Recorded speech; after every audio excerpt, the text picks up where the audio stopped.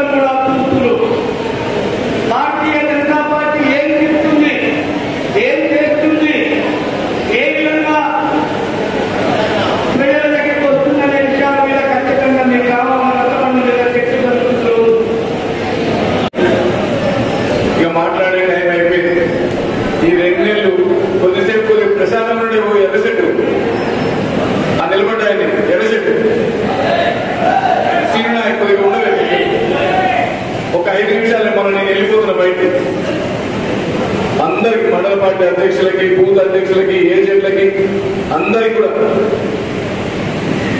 ఈ 2-3 రోజులే బీజేపీ భవిష్యత్తు మీ చేతుల్లో ఉంది. ఎందుకంటే మీరు చూసి ఈ రోజు ఎంటైర్ కోదాడ కాదు, నల్లగొండ జిల్లా మొత్తం మన వైపు చూస్తా ఉంది. భారతీయ జనతా పార్టీ గెలుస్తుందని నిన్న మొన్నటి నుంచి పేపర్లు, టీవీలు అందరూ కూడా ఎక్కువస్తా ఉన్నాయి. ఈ రోజు వచ్చేటప్పుడు కొంతమంది ఎమ్మెల్యేలు చెప్పారు గెలుస్తున్నవారు. అందుకని మీరు ఈ 2 రోజులు కష్టపడండి కొద్దిగా దయచేసి. ఇంకొకటి ఏజెంట్ల పోతారు పొద్దున 7 నుంచి సాయంత్రం 5 దాకా. ఎవ్వరు కూడా దయచేసి మీరు బూతుల నుంచి బయటికి రావద్దు. ఒక్కళ్ళున్నా ఒక్కళ్ళంటే కూర్చోవాలి. నేను అదే చెప్పేది బయట. మేము బీఆర్ఎస్ ఉన్నప్పుడు కూడా చెప్పేది భారతీయ జనతా పార్టీ ఒక్కడున్న అట్లే కూర్చుంటాడు. ఉన్న చోట కూర్చుంటాడు. ఇంతకుముందు చాలా చోట కూర్చునే పరిస్థితి లేదు. కానీ ఈరోజు ఇంకా అట్లా లేదు. ప్రతి దగ్గర బలంగా తయారైంది. ఉన్నవాళ్ళేమా ఇలా మనకి తెలవకూడదే ఓట్లేయడానికి సిద్ధంగా ఉన్న జనం ఎవరు పట్టినా, కాంగ్రెస్ ఎంపీపీ అయినా కాంగ్రెస్ మండల పార్టీ అధ్యక్షుడైనా వాళ్ళ ఇంట్లో 3 ఓట్లు తెలవకుండా బీజేపీకి వేసేటట్టు ఈసారి నరేంద్ర మోడీ గారు. అందుకని ఇది మీకు కూడా రేపు గ్రామ పంచాయతీలు పోటీ చేసినా, మున్సిపాలిటీలో పోటీ చేసినా రేపు ప్రత్యామ్నాయం మనమే. ఇంకా మొత్తం నల్గొండల రేపు గెలవపోయేది మనమే. సీట్ల కోసం అంతకుముందు కూడా బతిలాడేది. ఇప్పుడు బతిలాడటం కాదు, మాకు సీటీ అని అడగాలి ఎప్పటి నుంచి. అవునా కదా? మరి అది రావాలంటే ఇప్పుడు ఏం చేయాలి? మనం ఏం చేయాలి? పోతే ఇట్లా పడుకున్నాం, పోయి వచ్చింది పని అయిపోయింది, నీ కోసం పడుకున్నాం అంతేనాగా? కాదు కదా.